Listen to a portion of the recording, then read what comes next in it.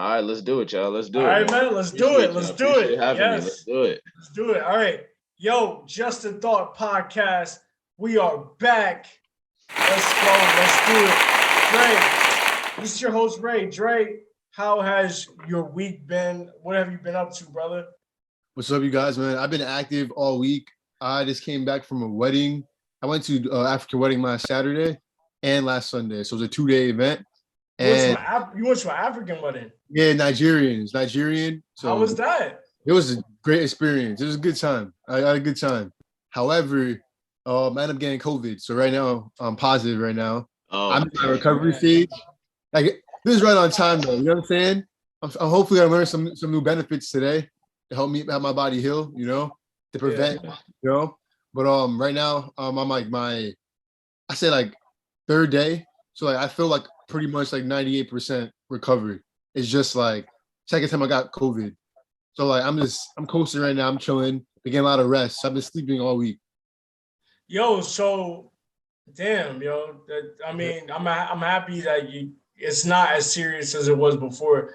But yo, do you still have to do the in the States? Do you still have to do the 14-day quarantine, or is it just 10 days? It's 5 days.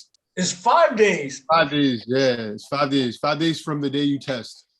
So technically, for work, I can't go back to work until Wednesday. I can't be in the office until Wednesday. I'm not going to be in the office all week. So you have to take another PCR before you go back to work? That or at-home test. An at-home test? Yeah, because PCR, like, you can still, since you're positive, it can still be detected because you'll have like small antibodies in your system. But the at-home test will tell you if like you have it like more prevalent or not. Yo, isn't it crazy? We went from 14 days to 10 days. Now you got 5 days. Yeah. Like that like to me that doesn't add up. It doesn't make sense at all. Make any sense. But I think it's like no, go ahead. No, I think it's as far as like being contagious goes, So they're just like after this day, like be able to be out and function and do things because like your body should be in the process of recovery. So you should go out and be able to work. But like I'm working from home the whole week. Like I'm not going in next Wednesday. Let my body heal, you know what I'm saying? And give it the rest it needs. Because like that is insane. Well, I'm glad it's not serious, bro. Like I'm glad. So whatever, it's a little minor step back, but whatever, it's nothing serious. I'm glad about that, bro. Thank you, man. How are you doing? How was your week? Yo, my week's been good, man. I can't complain. Yo, before starting the show, bro, I was at the gym. So I was at a gym that my friend recommended for me. And yo, this walk was an hour. I had to walk an hour to this gym, bro. I walked an hour, did my workout, and it's so hot outside. It's like 102 degrees out here. So I'm like, I'm not gonna walk back. So I ran back. So I don't know how many miles, maybe that's 3 miles, 4 miles back, but I'm exhausted right now, bro. But I'm happy to be here with you guys, and like we get to talk life, and Stefan gives us his knowledge, his content, what a lot of people need to hear, including myself. But yo, it's been a great week. I'm continuing to strive for greatness, and I'm just working on myself, and just trying to get through another day, bro. Pretty much. Well, the consistency is something, you know what I'm saying, to be proud of. You always make time for the show. And I'm excited to be here today, man. I need to learn some things from Stefan. So yes, sir. Appreciate y'all. Yes, sir. Yo, so let's introduce him. Yo, guys, today we got on the show, we got a childhood friend. I don't even know how long I knew this dude. Maybe more than 20 years, definitely. I think for all more than 20 years for sure. More than 20 years, easily. Yeah. We are excited to have him on, Stefan.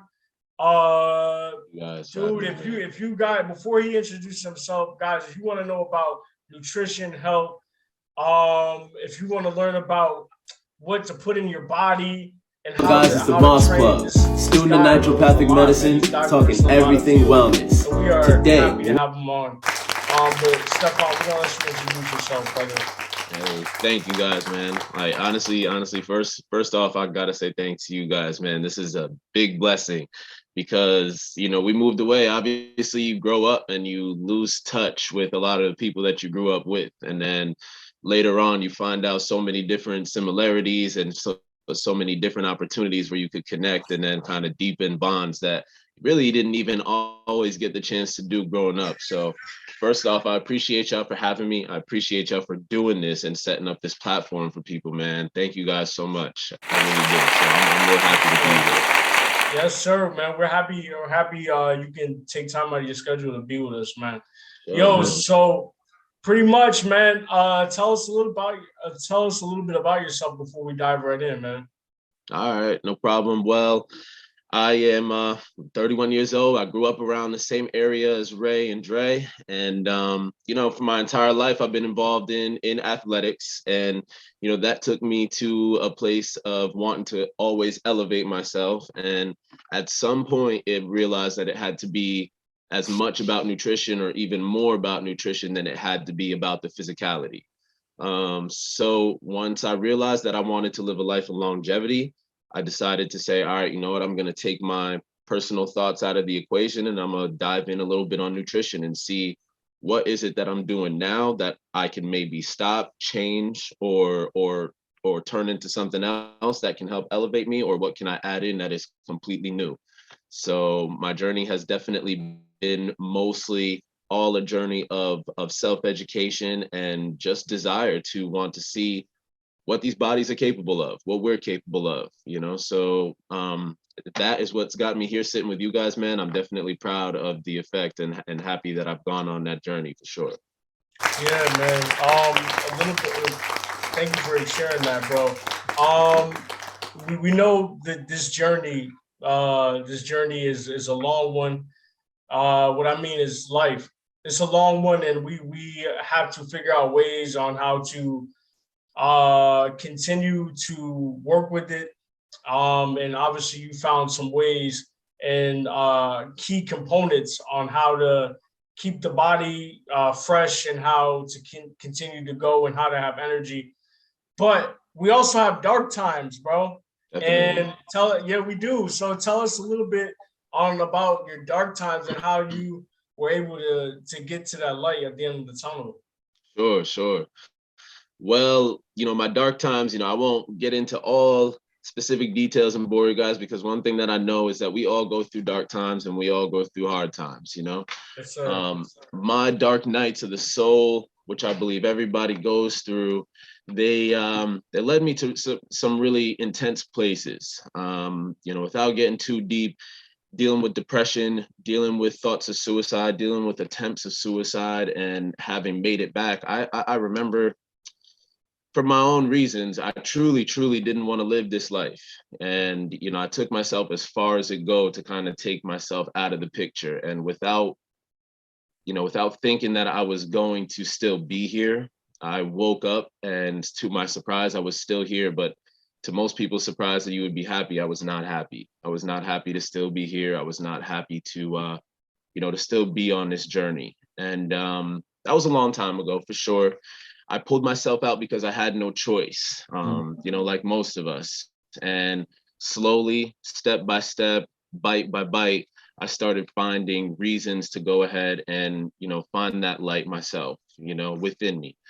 So I would definitely say, like most people, like everybody, all of those dark times, I mean, they put me in retrospect every single day, because now, maybe I'd say that's 5 years ago, 6 years ago. Now I'm living at a point in my life where I can't imagine not wanting to get up and feel the zest of life every single day.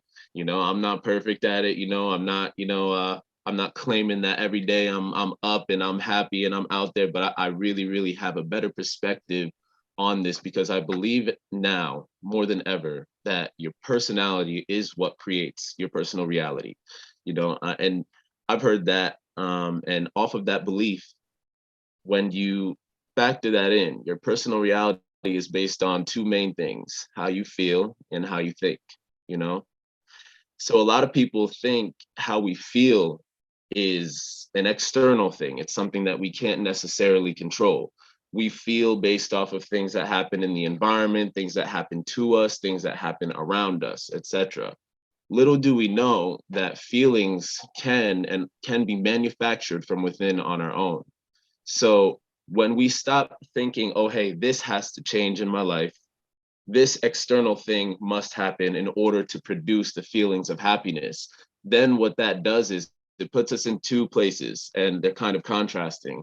One of those places is an excited place because, wow, I can now decide how it is that I'm going to feel, even if the things around me may suggest that I should feel this or I should feel that. The second is a place of, let's say, uncharted waters. And, you tell me how you would feel in uncharted waters, a little scared, a little nervous. Why? Because it's on you. The responsibility now is on you. It's no longer on what's happening in my town, what this person did, your religious view of God or whatever it is. It's on you once you realize that this reality is created based off of how we feel, how we think, and how we consume. And consume is not only by food, it's by taking in, content, etc., things along those lines. So if you're taking in content like this, following your page, I'm sure you're on the right track. So, Yeah, that was deep, yo. Thank you for sharing that, bro. Bro, like one thing that I listening to you, my mom used to say, like, yo, life is going to be hard. And like those simple words, like I didn't think, like when she told me that when I was young, I didn't think that was the case. I'm like, yo, she has a job, she gets to do whatever she wants. She doesn't have to have people tell her what to do. And like as I'm getting older, I'm like, damn, it is hard. Life is hard. Like the simple message that she told me, it is hard. And every day is another challenge. And like no matter if you're in a positive mindset right now or a negative mindset, you still have to deal with how tough life is. And like absolutely, just like you, man, I'm learning every single day on how to cope with it. And yo, I'm not gonna sit here and say it's easy. Like, yeah, I'm in a good spot right now. I get to travel, I get to teach, I get to help people, whatever. But it doesn't mean that it's not hard. Like I can take all the pictures in the world. I can be next to the Eiffel Tower, whatever. That doesn't mean my life isn't hard. It's hard, bro. And like if you're able to cope with it and get through it day by day, then good for you. But there's a lot of people out there struggling. And that's the reason why I asked you about these dark times, because we're human. We all have them, no matter how successful you are. So I appreciate you for sharing that, man. And like somebody like me hearing that and trying to figure out every day on how to deal with life, and just hearing how you're dealing with it makes me feel that, okay, I'm not alone. Yeah, definitely. And I like that, man. I appreciate you for sharing that. For sure, man. Thank you. Definitely. Yeah, thanks for sharing, man. And your story is definitely inspirational. Yours as well, too, right? Thanks for both of y'all sharing y'all experience when it comes to that. Because I think y'all both said a lot of like great things as far as the adjustment goes, Yeah, like life's happening no matter what we do or what we go through. But you said it though, how you feel and how you think. How you feel, external factors are going to impact your life no matter what. But that switch with the thought though, like Stefan, you said it though too. You had to like take your mindset to know that you are in control of how you can feel. And that switch is not really so easy for people to pick up on when they're going through hard times, Exactly. So to be able to sit there and pull yourself out of a dark spot, no matter how you pull yourself out of it, and like to focus on things that bring you joy, that's the most courageous thing ever. That's living, you know what I'm saying? You're making a conscious choice. So that's huge on both parts, And like that seems like something that you just discovered from the conversation. So thank you both for sharing. Yeah, man. Yeah. Thank you, man. So Steph, tell us a little bit about your spiritual journey. Like what is your philosophy in life? So I guess it's kind of hard for me to narrow that down. I would say, like many of us who grew up around conventional religions, things along those lines, a lot of us grew up and some of us stayed in that line, but some of us, drifted and tried to find our own set of beliefs. So that happened with me very, very early. And I believe that there is more in terms of higher power. And I do refer to that higher power as God. Yet I do not necessarily, I'm very careful with where and when I talk about that, because that word is very powerful. And the perception around that word for many people is very sensitive, and it takes them to an immediate place where they will have a certain belief about what it is, or they'll either shut down when you mention that further level because of their own beliefs, and that's totally okay. Right. Now, I'm not sure in what category you'd like me to touch on, but I'll touch on anything there.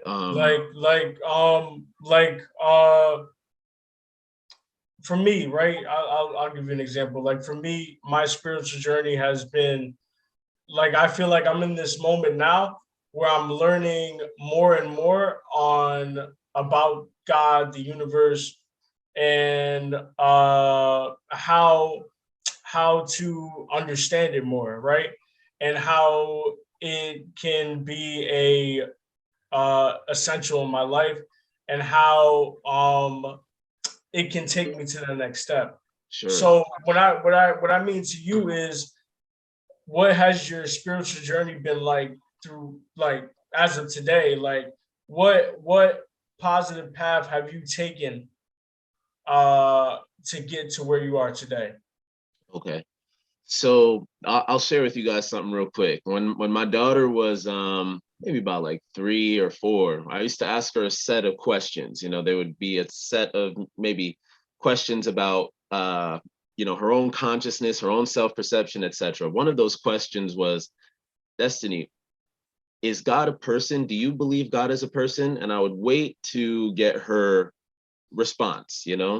I would ask her then about consciousness, which is something we all have, no matter our beliefs. And I'd ask her, Destiny, where does consciousness live? And at that time, I would teach her, point here within us, within our eye, and in our hearts, right? Mm-hmm. But my belief today has evolved a little bit more so, where if you can imagine this, if your belief is that you are the body that you're sitting in now, I'm Stefan, I'm this body, you're Ray, this body, Dre, this body. If that is your belief, consciousness is then within this body. But if your belief is that you are the consciousness within, then you believe that the body is in the consciousness. So now take yourself out, your perception, and look at the planet Earth from space and then beyond space. And everything that you see downward is within you. This world, these stars, these solar systems, etc., within all of us. So my belief went from an external, I've got to do this and do that, get right so I can have a good afterlife. It went from that to being within, because I don't have to go outward to experience God, the universe, or that higher power, whatever it is that you might believe in or refer to. That is within. So now, once I have this perception, I don't go out and see the world and my goals as far from me. I see them as within me, and they need to be birthed. So it goes to a certain level, and I'm still, like I said, very, very careful with how far I take, because it's a progressive process, I've realized. And you can't force, anyone to drink. You can bring them to the water hole, but you can't force them to drink. The best thing that you can do is you can help guide someone when they're looking for that guidance on where to look, but without telling them what to see. Exactly. Right. That's love. That's love. That's showing compassion every day. That's showing kindness. That's your gifts, leading people without forcing them to make a decision, because you don't know how people can meet the creator. You know what I'm saying? And what brings people to that creator. And you force them to look at it a certain way, the way that you came to them, could blind them from actually having the encounter in the first place. So Totally. that's insane. The way you walked us through that. Yeah. Sorry, it was a little choppy, but yeah, it's still a progressive. It's still a progressive process. It's still progressive. A progressive journey, as it will all be. This is the entirety of this life. So more and more time goes by, we'll have it concentrated and be able to deliver it a little bit better for you. Yeah, no. It's a marathon, man. It's a marathon. So what would you say to those people that have difficulty in finding what you found, even though it's a process? You say, Sure. What would you say to those people that have difficulty finding that next step?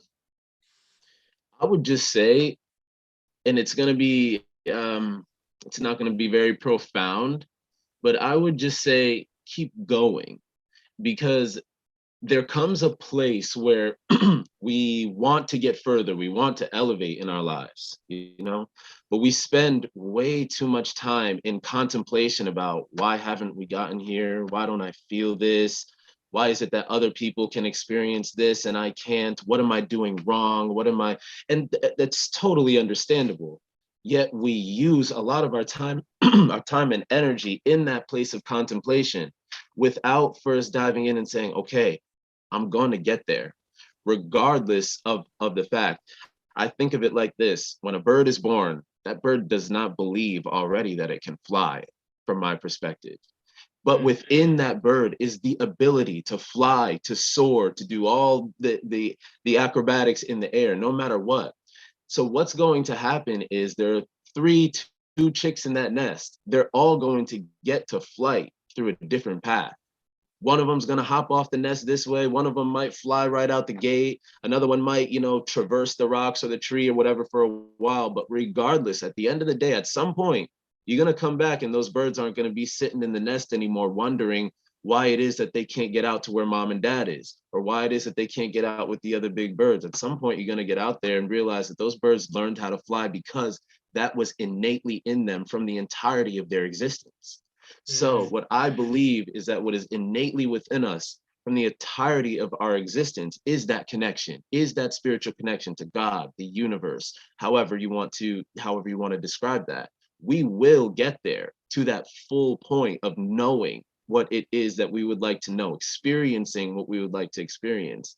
It is just simply the fact that you, Ray, you, Dre, your path to getting there may look different, but the path will all route to the same destination.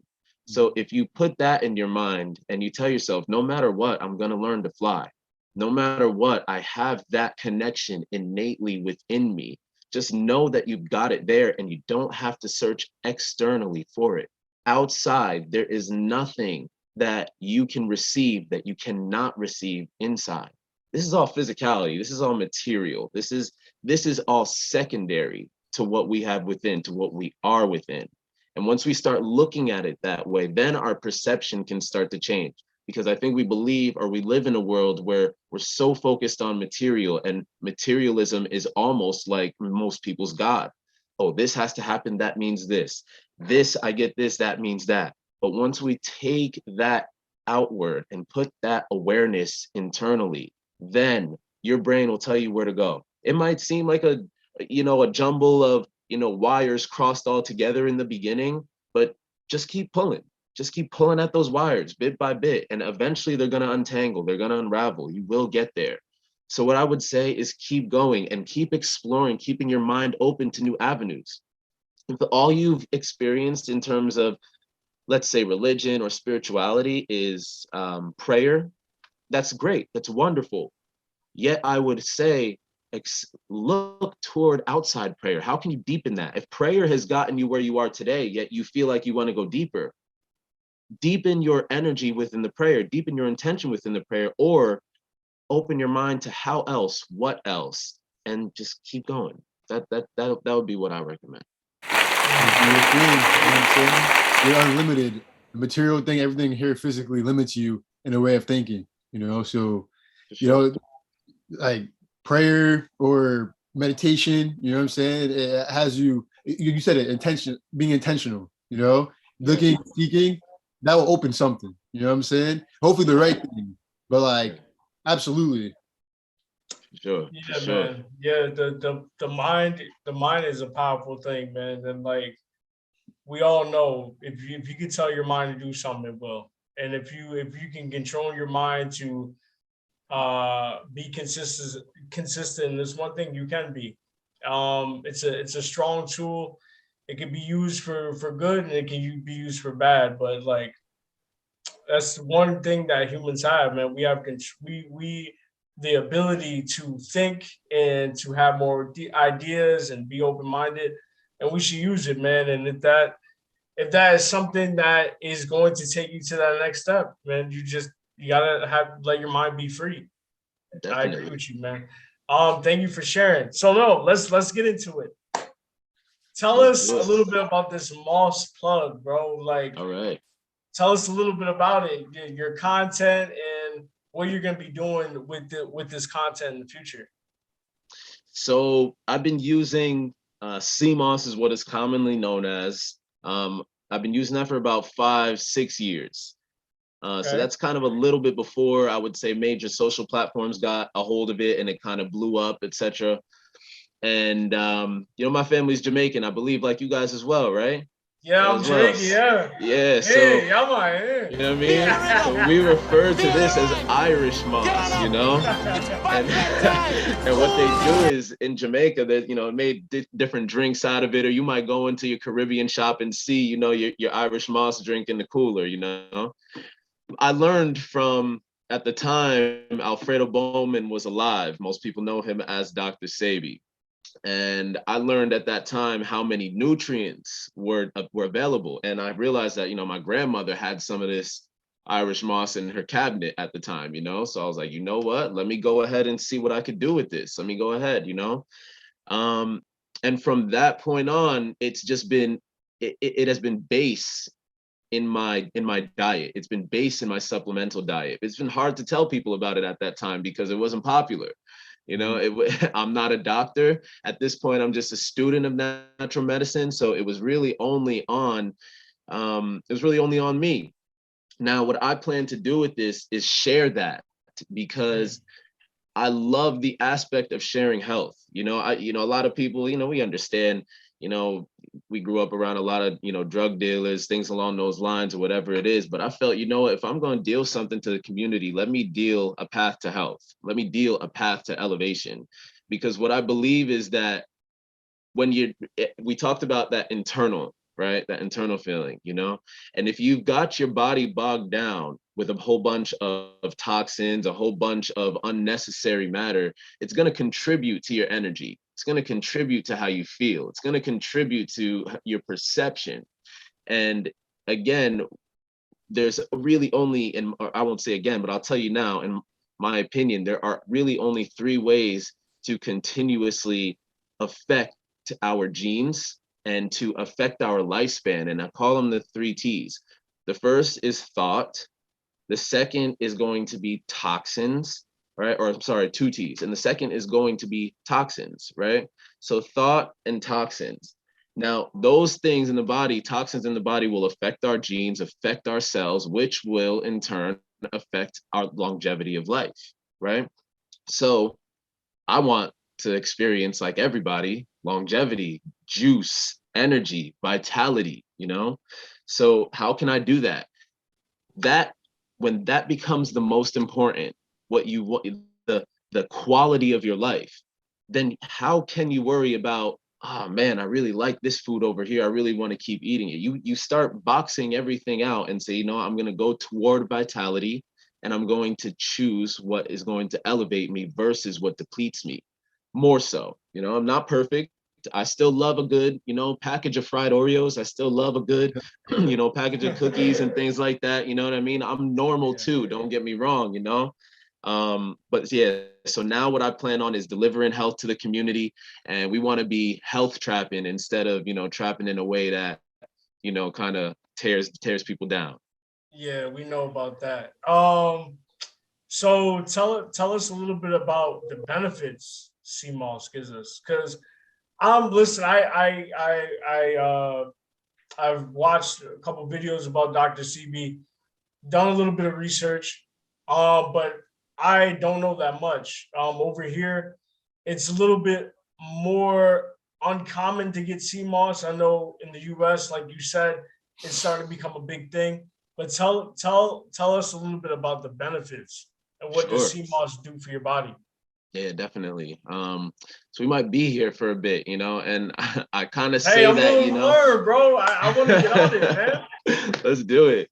I say that I say that not because I have it and because I want to sell it or I want to give it out. It's just a fact of the matter. If you punch it in, anyone punch it in on Google, DuckDuckGo, whatever it is, it'll all come up for you. But I'll go ahead and highlight, my favorites.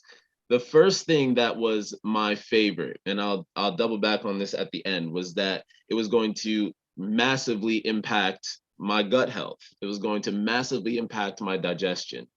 And the thing with nutrition is that we have a common belief that we are what we eat.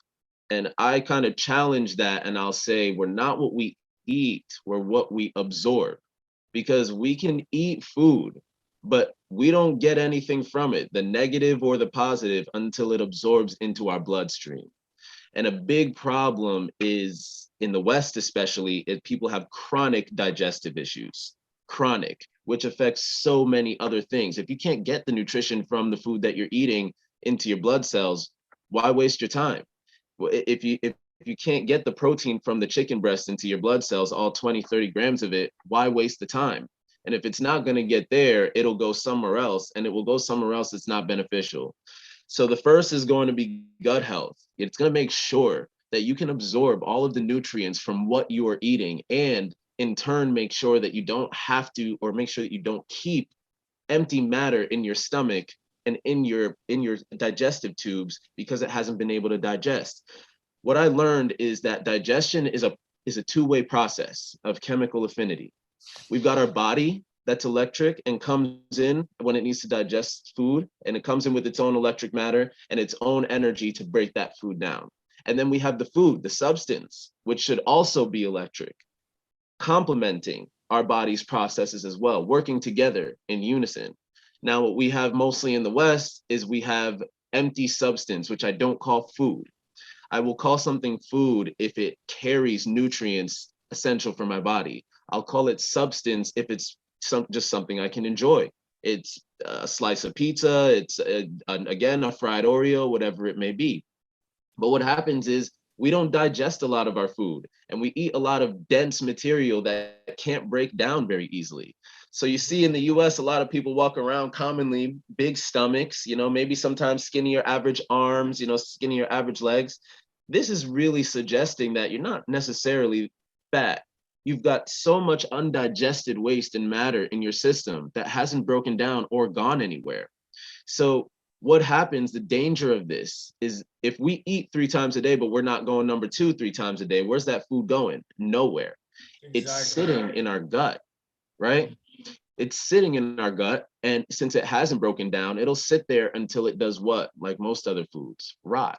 Right. And once it rots, then it's much easier to break down. And then once that breaks down, that rotten matter into your blood system, I mean, just ask yourself, what do you think the result of that is going to be? Sickness, dis-ease, imbalance. And so we can get sick off of food that we've eaten weeks ago, months ago, because it hasn't gotten in our system yet, stopping our processes, and or it's broken down as rotten matter into our bloodstream. So I'm sorry to go so far off of health, but No, it's good. I have a question. Yeah, go ahead. About that. So we are in the western part of the world, but in the States, especially in the States, where it's kind of, at this point, it's kind of difficult to eat the way we should be eating because of what they're putting in the food. Sure. How do you get around that? Because even in some vegetables, strawberries, whatever is imported, you still have these parasites that are in the food. How do we get around that? Sure. So this is a hard part for most people, and what I'll say is I totally get it. On this journey, the more I learned, the more I found that I was disturbed. So I told myself, I understand anyone and everyone who gets on the journey of health and they say, I got to get my stuff right. So they go in the store, they buy all the right stuff, the stuff that we see online on the cancer websites or whatever it is. And they go home and they give their best energy and effort to really do well. But what happens is, like you're saying, those foods are bogged down with so many impurities, or they're not what we think they are. And then we try to eat these things and get healthier, yet we're not getting healthier. So then we come back home and we're like, I went and I bought all this stuff.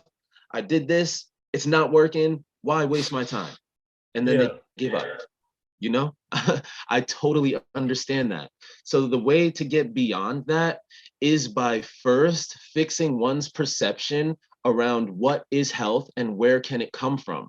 If we keep telling ourselves every day that, let's say, for example,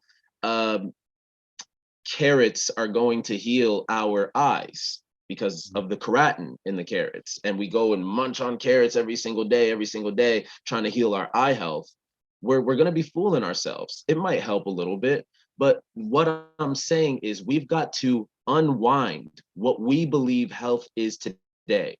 We've got to unwind the feeling that protein on our plate must only come from an animal source, and we must have a huge source of protein on our plate and 2 little minuscule sides of vegetables and empty starches that's going to make us healthy. I'm not putting down anyone's way of eating. What I am saying is we have to unlearn and then fix ourselves on relearning. And nobody can do that until they're ready. So when you're ready to do that, that's when it'll be done. And that'll be the first step. So my question for our second step is, where do you learn? What is a good source of information? Because you have all this stuff online. You got the fads. Like once Sebi got on TikTok, it blew up over the country. And then I was reading up articles. You got people saying, "Oh, this isn't seamos, this is plastic," or this is like something like all this different information out there, pushing stuff out there. What do I know is actually true to a belief or not? Right. That helps you. Right. And you also have come on, you have the paleo diet, you have the South Beach diet, you have all these diets, right? That in the United States you are supposed to go by in order to have that 6-pack, in order to have in order to be energetic, in order to be fit, lean, whatever you want to be. You have all these diets that you must follow. And Trey's right. Where do you get the information if a lot of it's false? So I'll just share where I got my base information from. And I'll share again that a lot of that came from Alfredo Bowman, Dr. Sebi. Now, my first jump into changing my nutritional lifestyle, what I actually did was hop into the paleo diet, right? The caveman style. What intrigued me about that was because it seemed and sold to me that is as if I was going to take a step back and go to maybe where humans used to be, instead of taking all these jabs and guesses on where we should be in our future. I realized quickly that didn't work for me very well. I jumped into veganism, and because we're hunter and gatherers too. A lot of people, we're just meat eaters. No, we're hunter and gatherers as well. Exactly. That's okay. That made so much sense to me. I hopped into veganism, and I couldn't really get that right for a while. I felt right, but I also felt like I wasn't getting in everything I needed. So I wanted to figure out supplementation. Now, my thing was, I didn't want to keep paying companies hundreds of dollars every single month to send me necessary supplements to my house. So asking myself, how can I live that longevity without having to pay all of this money to all these companies with products that I'm unaware of how they even got there. I'm unaware of truly what's even in there. There might be 1 or 2 ingredients I'm aware of, and the rest is complete bogus.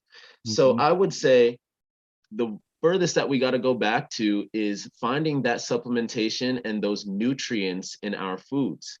So now Dr. Sebi taught me a lot because of this, because he pointed out the difference between food and substance. And that was a little bit of a hurtful one, because you'd hear things like aloe vera, I'm sorry, but no. You'd hear things like spinach, I'm sorry, but no, and why? You ask yourself, why? What's wrong with it? It's because a lot of these foods are not natural to the earth. If you go out there, you're never going to find wild spinach patches that we see in the store. You're never going to go out there and find wild broccoli growing in the forest or wild cauliflower. Yeah. You won't find it. So if you won't find it, then where did it come from? It came from a lab. And I'm not saying this is any benefit or, any negativity. It came from a lab splicing the genes of one organism and another organism, jamming them together and putting them in our stores. I'll digress. This used to make me mad when I started learning about this, because I'd tell myself, these companies are out to kill us. They wanted this, they wanted that. Companies are just companies. Their role is to survive. Their role is to make money. I'm not going to be mad at them for doing what they need to do within their role. Now, what I have to realize is that those foods, although they may be good sometimes and they won't kill me eating them right away, over the long term, they're not going to benefit me, because the nutrients necessary to make the food medicine are not there. So it's no longer food, it's substance. It's food when our body can extract from it the nutrients essential to our function, to our elevation, and to our growth. And if I spend all my time eating cauliflower that has nothing in it, or yellow corn that has nothing in it because I see it on the website, my body will be sorely disappointed after an amount of time, because there's nothing happening from it. And I'll say this, when your body doesn't receive the nutrients that it needs, it will go and it will supplement by taking those nutrients from certain places in our body, like the bone in it, like the first watery layer of our bones. We've got nutrients stored there. And time after time, you keep eating foods that have nothing in it, and the body's got to supplement somehow. Cells got to be fed somehow. What happens? Years and years of taking nutrients from that bone matter, let's say, what happens? Osteoporosis, arthritis. Those are some of the two most common prevalent diseases and imbalances today. And I believe, I surmise, that is from years and years, time and time, not knowing how to supplement our body with real nutrition. So you learn by, it's hard to look at Dr. Sebi today, or his information today, because after his passing, his name was really appropriated, and I don't even myself trust the company that he used to run any longer. But I would challenge you to look through things that will take you to an area of studying what is it that's in our stores, truly. And once you get there and you start realizing what is food and what is substance, then you'll be able to make the choice. But there's a whole list out there, that we can just provide. Yeah. Yeah. Let me. Cause I'm glad you brought up broccoli and cauliflower. So I watched a documentary series maybe 2 years ago, last year, during the pandemic. I think we were like in the middle of the pandemic, and I found out broccoli was genetic. Cauliflower is genetic. And just like you, I was like, damn, like, yeah. Over these years, I'm thinking like, I have to get broccoli in order to have nutritions in me, in order to have all these vitamin K, whatever. Yeah. So when I watched it, I was like, I looked at my brother, I was like, yo, we've been lied to. Like, for sure. Yeah. Broccoli, out of all things, broccoli, and like broccoli is common in a lot of people's households. Yeah. And it's usually the go-to, like, yo, if you don't eat your broccoli, you can't have this. Exactly. You can't have that. And now we're learning that it's not even nutritious. It's not even like that, Speaking of that, my mind the other day, like about a month ago, lemons apparently aren't real either. Like yellow lemons are not natural. You know what I'm saying? Right. Like what was it? They say key lime is like the only actual type of lemon that actually grows in the wild. Yeah. So I'm like, wait, what? Like that blew my mind. I'm like, wait, you're telling me lemon, which is like a good acid, I guess you can say, depending on how much you intake, supposed to be like real beneficial, but that's not even real. Like that made me mad. Like I got pissed a little bit. I'm just like, that's crazy. Like I'm sitting here, I'm drinking lemon water, thinking I'm doing stuff for my immune system. Yeah. I'm not saying it's not helping, but like this isn't even real. Like, but I try to get key limes as much as I can now, just because I know that. Exactly. It's the same. I want to ask you another thing before I ask you what kind of food you put in your body. I want to ask you another thing. Are smoothies good to drink? All natural smoothies, because I drink. So what I do is before I eat any big meal, I go to my greens. Okay, what do I need for greens? What greens? Kale, cucumbers, chai seeds. I throw a little bit of pineapple in there. Yeah. Maybe a mandarin, an orange, and maybe a little bit of cut up apples. Throw it in a blender, add a little bit of water. That's it. I don't add no yogurt, no milk, nothing like this. Yeah. But I also hear from a lot of people like smoothies are good, but it's better to eat the natural substance because you're getting all the nutrition. I do both. Yeah. But I want to hear what is your opinion on drinking smoothies? Okay. Smoothies are wonderful. Smoothies are absolutely wonderful. And one reason why I'll say is one thing that I focus on when I'm deciding what to eat, this is a major focus, is how digestible is this? How easy will it be for my body to break this down and take from it what I want and what I need and get it into my blood and get it delivered to my body? A smoothie is going to have almost no process of getting into your blood, getting into your digestive system, because there's not really much to break down. Now, I do know what people are saying, because when you overblend something or when you have things that are going in a blending process or a damaging process, even like boiling, it extracts and kills some of the nutrients that are in there. However, not necessarily true 100% of the way, because a part of the reason that we also don't receive a lot of the nutrition we could be getting is because we don't properly chew our food. Chewing the food is what extracts the nutrients out of that food. So we could take a piece of broccoli, let's say again, and we could eat it for what it's worth. But if we swallow the stem whole, it's going to be a little bit more of a process for your body to break that down and take from it what it needs. But if we chew it and break it down, those nutrients are getting squeezed out of the fibers of that food or that substance, and then we're able to absorb them. So I would say smoothies are wonderful, in my opinion. Just my opinion is just don't overblend and don't overcook. The longer that you got those things blending in there, consistently going, the more time that you give for those nutrients to actually not be only extracted, but extracted and killed. So, but don't worry too much about it. It's not easy to kill all those nutrients. I would still say smoothies, juices, 100% of the way. Yeah, man, because I first got into smoothies. I watched a documentary called Nearly Dead and Sick. And it was about a guy from Australia, right? He was overweight. He was on pills because of his weight. He was so fat that he was getting pimples all over his body because of the greasy food he was eating, right, and not having enough nutrients. So he was like, if I don't change, I'm going to die. Right. It's just plain and simple. So he ended up going on a juicing diet. And he had a lot of greens like celery, spinach, cucumbers, apples, strawberry, banana. So he would blend, instead of eating, he would do this 4 times a day.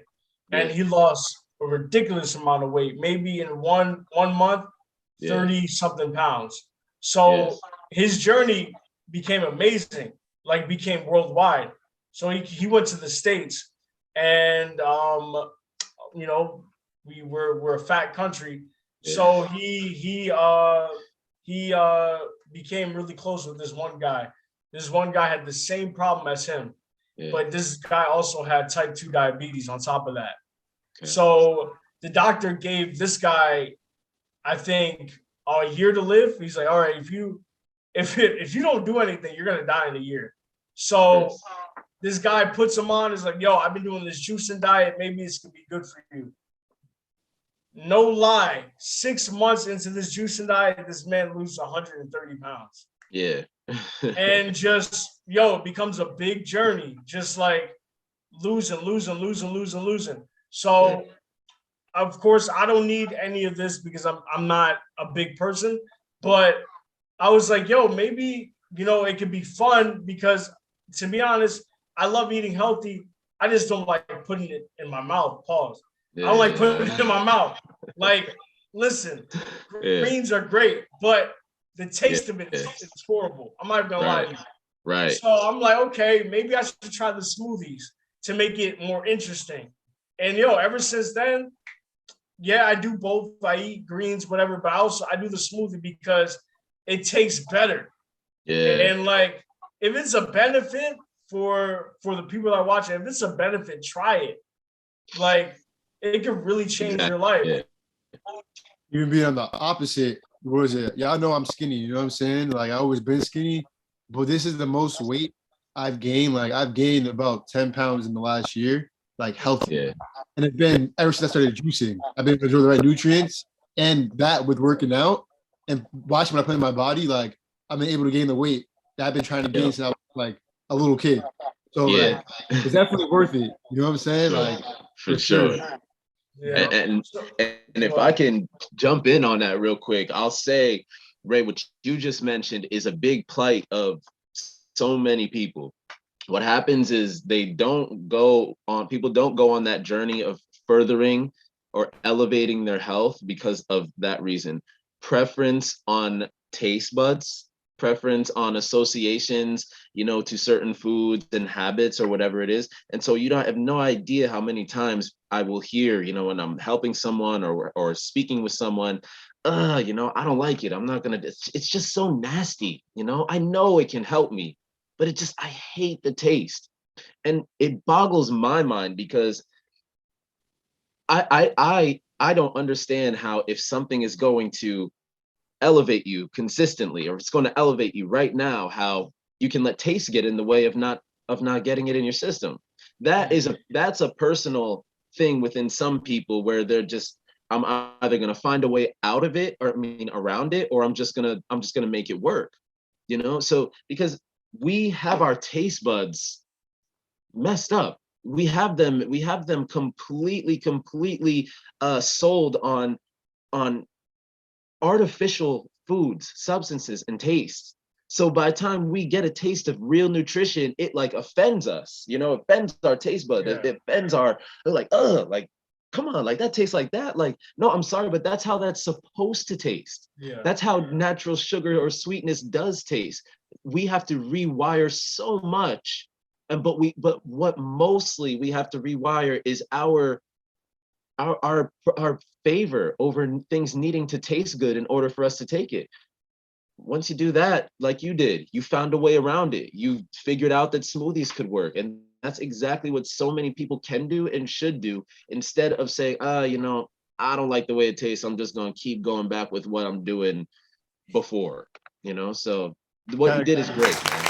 I think that ties back into earlier what y'all talking about as far as how y'all feel and how you think. You know what I'm saying? It's all the same. It's the same processes. You know what I'm saying? Show compassion to yourself by doing the due diligence to make a choice if you want to live longer or not. Exactly. Yeah. Exactly. Yeah. Yo, so why do people eat just to eat and not eat to survive? A lot of us do that. Yeah. Why is that the thing? Why? It's and to no fault of people, from my opinion, I surmise that it is simply just mental conditioning. What happens is this: when we learn something in the brain, a new neural pathway is connected. So when I learn something on this call today, a new pathway in my brain has just been forged. That is what's happening. But if I don't go ahead and condition what I just learned, meaning revisit it, make myself familiar with it, experience it over and over, that pathway prunes away and it doesn't go anywhere. It doesn't stick for the long term. So what happens is we condition ourselves throughout the years of our lives to associate certain things to just pleasure. And human beings were wired to go toward pleasure and away from pain. There's nothing wrong with that. But what we do is we have our pleasure associations mixed in with habits, with behaviors, and substances that just don't elevate us. And so after years and years and years of learning, oh man, I love the taste of this. So much so that I'll never stop eating it on Friday at 8 o'clock with my buddies and blah, blah, blah, whatever it is. I love that. What happens is we've conditioned that neural pathway to the point that it is so strengthened that it's hardened, it's calcified. Our brain and our bodies know how to go there before our mind has the chance to even decide. So the reason people eat to live is because of one thing you can't blame anyone for. We're wired to seek pleasure, wired. But when we have our pleasure associations into these small pockets only, and we have no pleasurable associations to, damn, that felt good. I love the way my body feels. Like, damn, I actually love the way that I feel when I don't eat 3 meals right before I go to sleep, you know, or whatever it may be. When we reassociate those pleasures, that's when it'll change. And that's why I believe people eat to live, because they're not ready to give up pleasure because they think giving that up will lead to pain. I just have to eat this healthy stuff. It's painful. I just have to take that out of my diet. It's painful. That's not what it is. That's absolutely not what it is at all. No, it's not. We don't even know it. We do so many things to hurt ourselves instead of benefit ourselves. And like, we don't understand that hurting ourselves is harder than benefiting ourselves. Like, yeah, it's gonna taste a little bitter at first, but like at the end of the day, it's gonna help you. It's gonna help you. It's gonna help your body. It's gonna make you feel better. It's gonna give you more energy. I have a lot more to ask, but I need to ask one more thing before we move on. I need to ask, how do you feel about intermediate fasting? Oh man, wonderful. Actually, everybody that I provide with a jar of seamos, I recommend to them. I don't say that you have to, but I recommend that the best thing that you do after using it in the morning on an empty stomach is to participate in about a 2-hour intermittent fast, water fast, where you are allowing your body and your functions to wake up, to strengthen, and to work. I believe it's essential. Certain levels of fasting are essential, especially in this world where we have so much artificial substance around us. It is essential to have some type of schedule where you fast for a certain amount of time. Now, breakfast comes, if you break down the word, as break fast. The fast that you participated in before breakfast is sleep. And during sleep, what happens? Recovery. Recovery happens during sleep when the body no longer is being given things to work through, being given information from our mind to our cells or whatever it may be. Our body is in full recovery mode. You can harness that recovery mode not by just sleeping, but by participating in a fast consistently, whether it be 2 hours, 5 hours, 6 hours, once a week, twice a week, once a month, whatever it may be. I feel that fasting is essential for health. Dre, what's your opinion on that? I mean, I think it makes sense. In order for these nutrients to get in, you should be able to do it, you know? I think fasting is essential to health as well, and different elements, you know, not even just like you said before, consuming, you know, like is it to take social media fast? It's good to take fast from people sometimes, you know? So I think it's something that we should be practicing. But I mean, obviously you can't force people to do things because whatever distractions in their life can be different for what's in your life, you know? So I think fasting is definitely essential in many different routes and outlets, but especially nutrition. Like I can definitely see how that can work.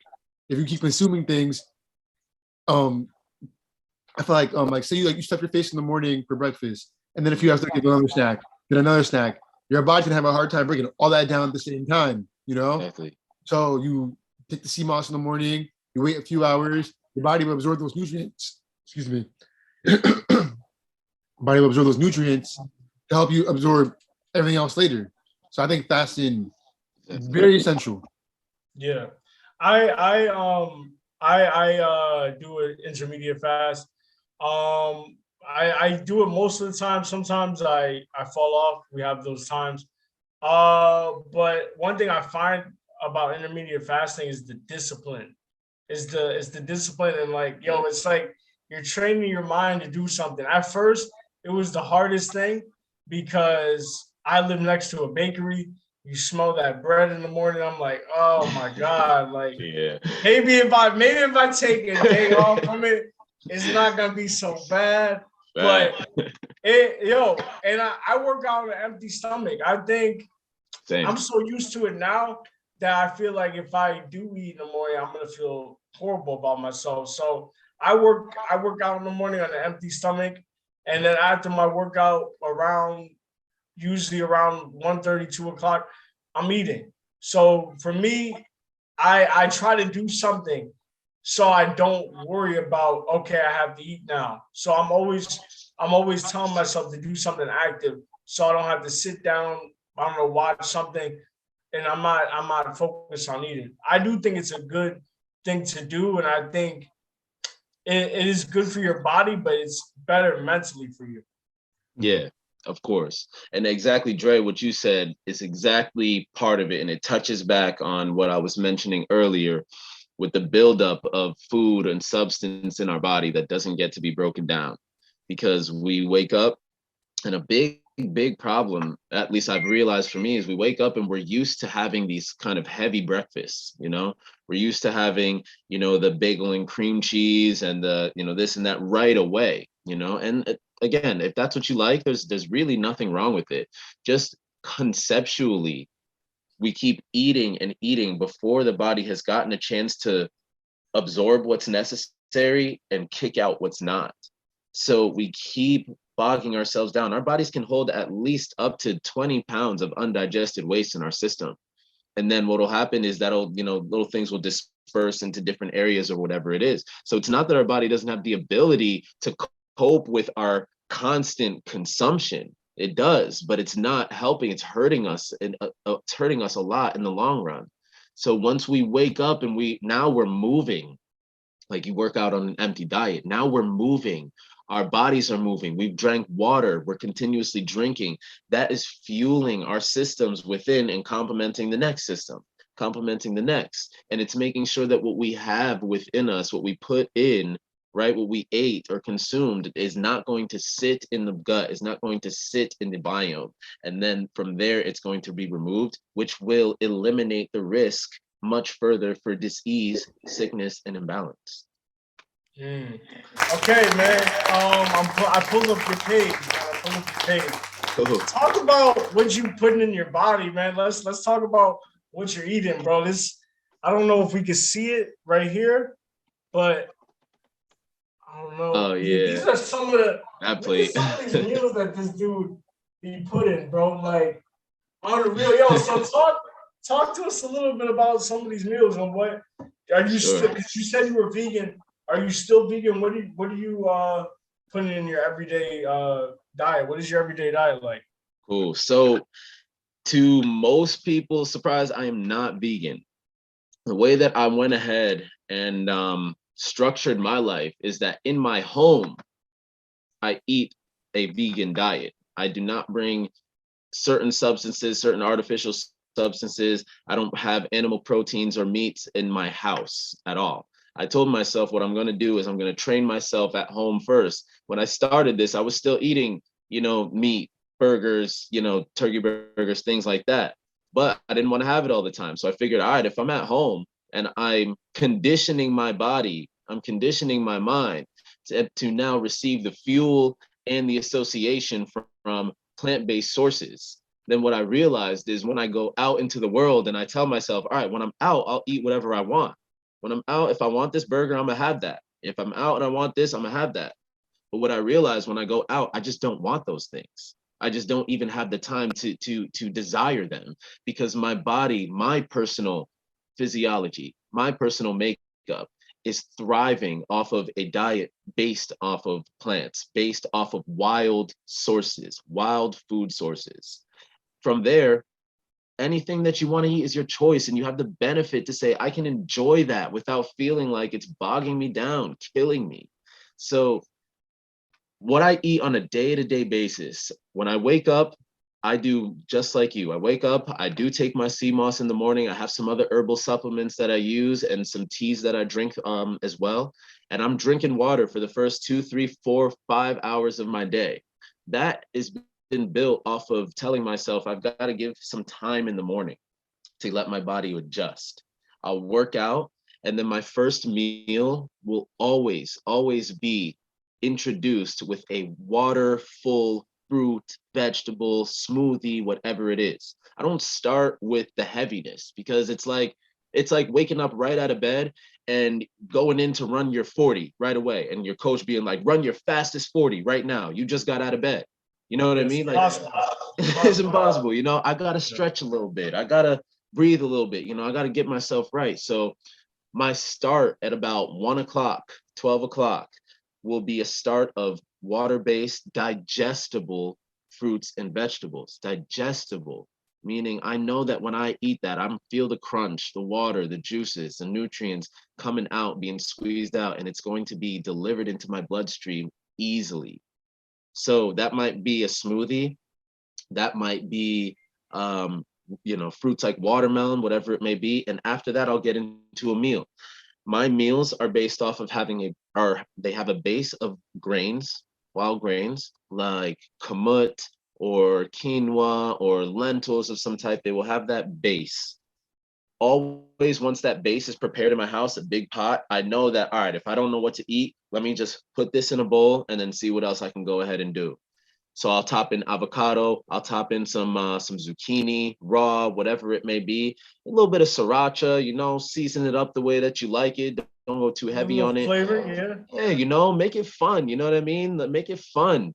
And I'll do that. And from there, I'll be full for hours and hours on end. I will say that the seamos does help because of one of its effects, but keeping the topic on what I'm eating throughout the day, when hungry again, I usually either seek for a smaller version of the same meal or I get back into fruits and vegetables.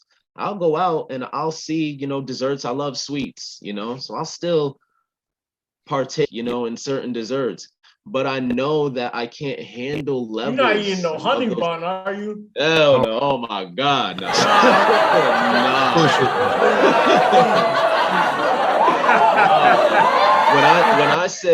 When I say I'm normal too, and when I say I eat some of those same things, I will enjoy a childhood snack from time to time or whatever it may be. However, there are foods and snacks or foods completely that I've grown relationships with that I no longer have relationships with at all, because the enjoyment of eating them is not there, simply because the enjoyment of what it's doing to my body is gone. It's not doing anything for me. So I've taken my association from, yeah, it might be fun on the taste buds, but it's really horrible on my energy. You know, it's really horrible digestive system. So yeah, just wrapping it up with the food, I start off my day with my herbal supplements, my herbal nutraceuticals, no pharmaceuticals in my house, water and tea. I'll get into certain roots and stuff if you like, but then a base of food, plant-based foods that are digestible. Digestible is the key. You can get it in your system, you can get the nutrients in your system, then you are golden. Now ask yourself, if there's 20 grams of protein in a piece of steak and 20 grams of protein in a bowl of jackfruit, right? Which one of those bowls is going to deliver the nutrients to your system first? The jackfruit. The jackfruit. All the way. About that. All the way. All the way. So I take that and I choose that versus choosing something else that's going to take longer to get into my system. If that makes sense. So explain, because a lot of people that are listening going to be listening to this, their eyes are going to be open because they don't know about the spinach, the broccoli. So tell us a little bit about what digestive vegetables or fruits you can put into your system. All right. So first thing that I'll say is seeds are good. Okay. Seeds are good. We live in a world like chia seeds. Sorry, no, so seeds in your fruit and, you know, in your vegetables. Sorry, man. I'm sorry. I want to hear you say, but I cannot find seeded watermelon anywhere. It bugs me. My gosh. It bugs me out. It bugs me out. I'm sorry. Yeah. Nah, man, I feel you. I got a seeded watermelon in my fridge now. It's like the first that I've found in so long, you know? And what had happened was this. We are a country based off of convenience, right? So what happens is, you know, our kids, they don't like the seeds, they want to spit them out or blah, blah, blah, blah, blah. So companies seeing an issue, they did what companies do, don't fault them. They said, all right, I'll make a solution. We'll make the thing seedless. But a God-made, earth-made food out the ground, its first function is not to feed humans. It's not to feed animals. It's to propagate. It's to reproduce. And it can only do that with the seeds that it's inherently given. So when you have the seeds inherent in your foods, you can already know that to a certain level or completely all the way, that food is a truly earth-made source, is a truly earth-made food. Now you can go into washing it off with all the, you know, chemicals or whatever it might be, you know, have used in its growth in the grocery stores or whatever it may be. But if it's seeds in it, it's good. So I just wanted to say that. Now, I'm sorry, Ray, go back to your question if you don't mind. Talk about some of the digestive fruits and vegetables, because a lot of people that are hearing this now, they're gonna be, oh, so broccoli, spinach, like tell us a little bit about some of those digestive vegetables that you can eat. Yeah. All right. So some of those we'll focus on them. All right. If it's wild and if it can grow in the wild, it's for me. Right? Even if we got to find it in my store. So the darker the green, let's say we'll start there, the better, right? Even though spinach is pretty dark, but we're going to say that again, spinach is not going to kill you. It's a better option than romaine lettuce. It's a better option than, you know, certain things. Have it, but don't depend on it to deliver the health that you need. So some of those greens, kale, all types of kale, bok choy, things along those lines.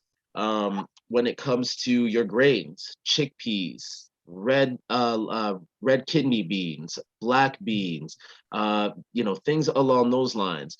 Let's go into more fruits, avocado, apples, you know, these common things, seeded watermelon, seeded mandarins, you know, things that we can find. It's just that they've been mixed with this, mixed with that, you know? Now, what I'll say is, pineapple and papaya, those foods have a lot of digestive enzymes within them.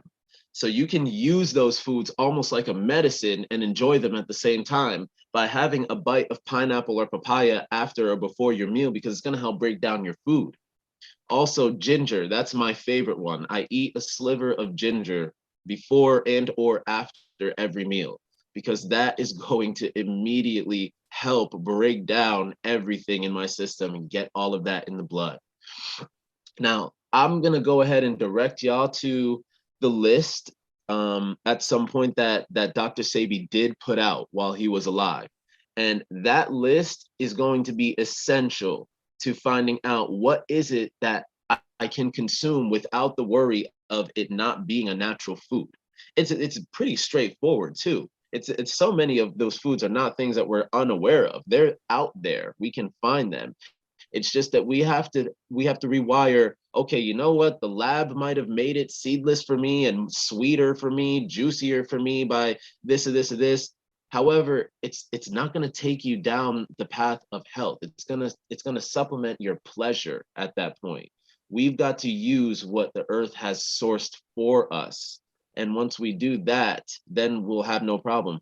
We used to live in a world where there were no doctors. We used to live in a world where we didn't have to go out and search for organic. Organic didn't exist because organic is all that there was, right? So now that we live in a world where there's organic needs to be defined because there's so many artificial things out there, we do have to put in a little bit of energy now to unlearn, okay, that might have been good, and relearn, all right, where can I go ahead and find substance that the earth made and that does carry a punch of nutrients, minerals, and vitamins within it that I can use? Thank you. Yeah, man. definitely. All right, so we go to this last topic. We're gonna talk about exercising, man, because as I said before, man, this dude knows, like I said, the nutrients. He knows about the body in general. So take us through your workout regimen. I know before you go into it, I know you're big into calisthenics. Um, do are you more of a calisthenics guy? Or are you more into the gym, doing heavy lifting, or are you more of a cardio based person? What is your workout regimen now? So, I mean, I grew up in the gym, using weights, like all of us or most of us, all of us here. So I use weight training because it is very beneficial. I use weight training very minimally now. I use it mainly at night because I found that that's best for the recovery process. I found out that that's best in muscle building, simply for myself. Now, I don't have all these scientific evidence on that right now, but I've got a mixture. So what I suggest for everybody is when choosing a diet and when choosing a workout plan, choose one that you're committed to holding or that you can see yourself holding for the entirety of your life. Don't choose a trend like veganism, paleo, this, that. Although they have their places and they are trends in a certain way. And Mhm. if you can't see yourself carrying that and adopting that throughout the entirety of your life, don't really use much energy trying to, incorporate it much and then thinking once you've done it to a certain point that it's going to keep you healthy for the rest of your life. If you don't like doing it, if you don't like having this diet, you got to find something that you do that's going to deliver what you need. So my workout regimen, if I don't go to the gym, because I have to tell myself I'm not always going to go to the gym. I'm not always going to have that at my disposal. Even if I have a gym in my house, I'm not always going to want to use it. That's just me personally. So my workout regimen consists of me waking up every day, doing a set of, let's say, dive bomber push-ups, right? Where I have slow movement and rhythm, because strength is not real strength if it's uncontrolled. If we can't control every second of the movement, down, up, in, and out, in slowness, in control, then there's no strength there. So I work out in the morning in a slow based style. Dive bomber push-ups first. I might then do a little bit of skull crushers, and then I only spend 1 or 2 workouts on one body group or part. I don't overdo it, 1 or 2. I'll then attack the shoulders with a simple little shoulder spin. I'll raise my arms up like this. They're coming out. I can see my fists, and I'll simply just, take my shoulder or take my arms and just rotate them in fast, swift, small circles. And this is enough for me to go ahead and make sure that throughout that time, although the pain is up, I'm moving, but I'm sustaining the control, right? So then from there, we'll get into legs, right? And I've got something that I call knee taps. I hop down into a seated squat position as low as you can go. Mhm. I'll take one of my steps back or one of my legs and I'll kind of step back and tap my knee on the ground or get it right to that point of tapping on the ground. And then while my one leg is supporting my weight, I'll bring that second leg right back up into that squat position without upping my level of stance. I'm still in the same level of stance. Put a Yeah. string over your head and say, all right, make sure that no matter what, as I get tired, I'm not going to start getting up a little bit higher and a little bit higher. Then once I've attacked that, I'll go and I'll take care of my calves. And once I've attacked that, I feel good enough to get ready and get out and go.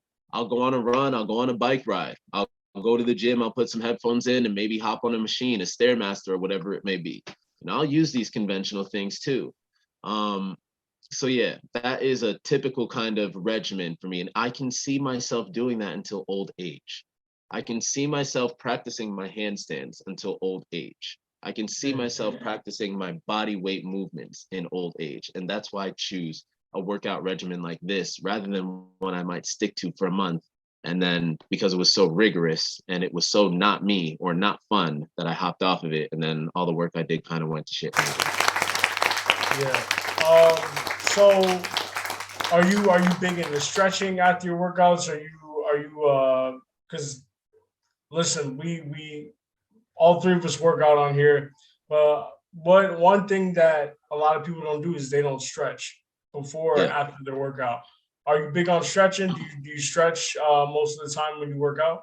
I'm big on stretching, definitely, because the connective tissue in the joints, etc. They're gonna be what makes sure that we can move. You know what I mean? Of We can course. continuously move fluidly. You know what I mean? And so, you're in Spain, right? And so I'm sure in other countries, you notice they're elderly. They can function a lot longer than ours. Yeah, man. I see some 90-year-old people walking a lot. You see a lot of Yeah. people, a lot of older people walking here. Yeah, certain moves that, little childhood stances that we could do, bending down completely and sitting in that comfortable seated squat, the elderly can do in other places because they've got the strength in their joints, their tendons, and their bone density, right? Because they weren't bogged down with a lot of the nutrition or a lot of the foods and everything that they ate throughout their life. So stretching is as big as it is with making sure that what we consume complements and takes care of those things as well, which is why I'll double back into the seamos and just finish off of the benefits on that because they're so profound. And if you don't want to take seamos, but you can find these benefits elsewhere, I urge you to do that. I urge anyone to do that. Don't take seamos. It doesn't have to be. I'm not personal about it, but what this is going to make sure, one of the things that it's going to make sure that it does is it's going to make sure that it helps lubricate those joints. It helps lubricate our systems within to make sure that we're not becoming overinflamed and to make sure that they're not becoming stiff.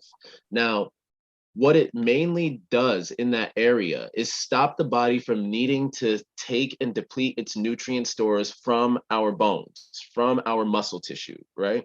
And when it does that and we're feeding the body, then we can continuously keep bone density strong. We continuously can keep muscle tissue connected and strong. So with that aspect of making sure nutrients are there, on top of it being a source of collagen, a plant-based source of collagen, we will make sure that we stay healthy in our joints, our muscle tissues, etc. Now, collagen is the skin protein, or one of them, collagen and elastin. So once we have that in our systems and those proteins are constantly being fed, the elasticity in our skin as we get older, it tends to not get as wrinkly, right? Our aging spots, our aging signs, they tend to go away or they tend to come in a lot slower or even not at all, right? Another benefit here, it's going to be this is a proven neuroprotective agent, meaning as we grow and our brain degenerates a little bit, right, through non-activity or through no new activity or just getting older, right? There's a protein called asinulin. I hope I'm saying that correctly, but it's directly linked to brain degeneration and Parkinson's disease. What CMOS has been proven to do is protect the brain from an overaccumulation of that protein, which will then lead to certain brain degenerative diseases like dementia, Parkinson's, etc. So after that, I mean, it's just so many. Potassium. Now, I struggled with depression, and a lot of people do. And I still, it's something that I still work through today. After bleeding out on the floor and waking up, I realized something needs to change. And if I didn't know how to do it by listening to somebody, by going to therapy, I said to myself, I'm going to get my energy right within. And that's why I've leaned so much toward nutrition. That's why I've leaned so much toward keeping my body right internally, because when you have the energy and vitality within you, there's so much less of you that's going to say, I don't like myself. There's so much less of you that's going to say, I don't love myself. And potassium is a source or a nutrient that we don't have the ability to naturally conserve. But potassium directly affects mood, happiness, and function in our brain. So when we have potassium in our system, we're protecting ourselves from those depressive kind of cycles that we take ourselves through mentally and externally. So outside of even just helping your gut, outside of even just being a source of plant-based protein, collagen, outside of making sure your gut health and your digestive system is optimal, it's going to make sure that it protects us from certain attacks that we all are prone to: brain degeneration, depression, anxiety, etc.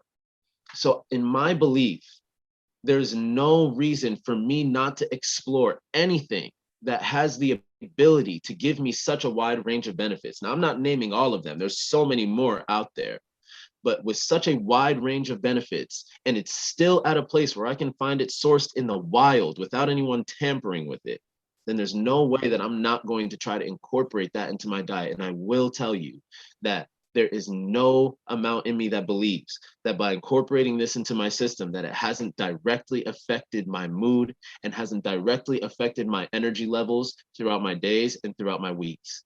And my reason for doing this for people is because if you're in a rut, if you're in a spiritual rut, if you're in a physical rut, a nutritional rut, whatever it may be, and you don't know how to get out of it, internally is where you start. But how do we start internally? We don't know. But what we do know how to do is consume. So if we can find something that we can consume that can help give us that boost, that can help give us that confidence to say, little by little, I'm feeling a little bit better. Little by little, my systems are functioning with a little bit more ease, a little bit more strength. You know what? I like the way this feels. You know what? I'm looking in the mirror and I am getting a little bit better, you know? Then your brain starts changing. And what happens? Those 3 T's, I think I only mentioned 2. Trauma, toxins, and thought are the only things that can directly affect the cells and the genes. Trauma, toxins, and thought. So now once you've rid yourself of toxins or less of them, and you've now added in health, your thoughts will directly be affected from, I hate myself, or this, to, no, I'm kind of looking good today, bro. You know what? I'm kind of feeling good today, man. Little by little, that takes you down the path that we spoke about in the beginning, which will take you to the place of flight. That will be your path. It will be your path alone.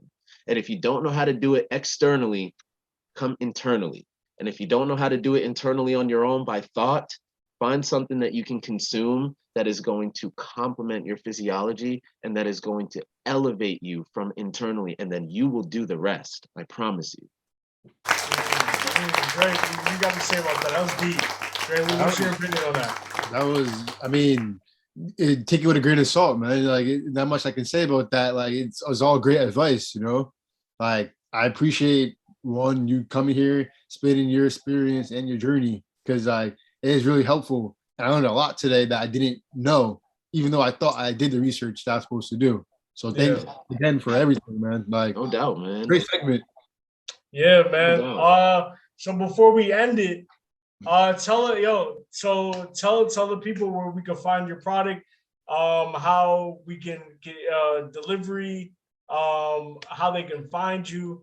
Tell the people how we can find your product and how they can get in touch and how they can get themselves some seamos. All right, definitely. So you can find me, as for right now, still kind of rudimentary, I'll admit. You can find me online at the Moss Plug on IG or Stefan on Instagram _, in which I'll kind of maybe type that in, or I'll leave it with you guys. We'll put that in the video. Don't worry about that. We got you. Yeah. All right. No doubt. And right now I'm working on the shipping aspect of the seamos, which is a little bit more difficult than I realized, because it comes in these jars, because it has to stay cool for a certain amount of time. There's some processes such as, needing dry ice, needing certain labels, etc., certain boxes that I kind of ran into. So as of right now, there is not a website with shipping, but if you contact me directly, I will outsource and ship the seamos to you, and if I cannot directly get it to you. I've done deliveries so far in New York. I've done deliveries so far throughout the shoreline, eastern portion of Connecticut, and I'll continue to do so until I automate the online shipping system. And once we do, we've got some orders to send out to Texas, to Florida, and to Georgia. So once that gets set, I'll have that seamos that'll be delivered to you homemade. I tell everybody that this is the same quality that I make for my mother. It's the same sources that I would make and give to my mother.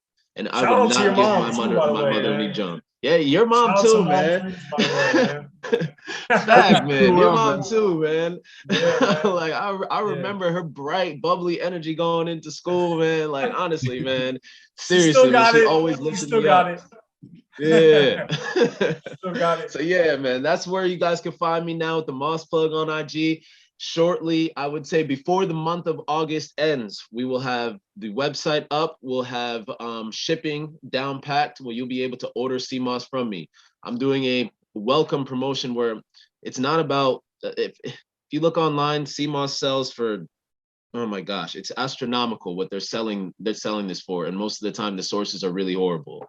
So I'm selling them at $15 a jar now, and only for the rest of the month of August, and then we'll raise that price up to 20 as shipping and processes and material will need.